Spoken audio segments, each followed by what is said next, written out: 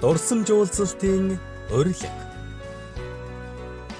Эрхэм хүндэт ангийн андууд та бүхнийг Ховд аймгийн Манхан сумын ерөнхий боловсролын сургуулийн Ундрмаа багштай 10 ангийн 30 жилийн өн дурсамж уулзалтанд хүрэлцэн ирэхийг урьж байна.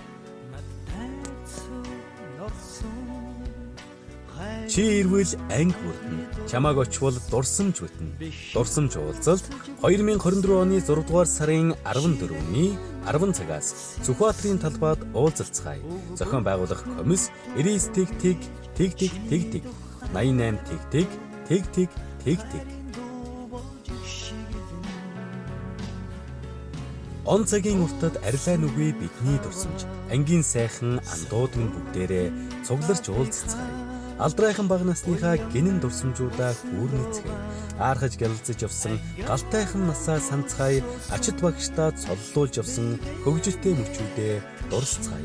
Олон жилийн туршид алдраа нүгүй бидний нөхөрлөө.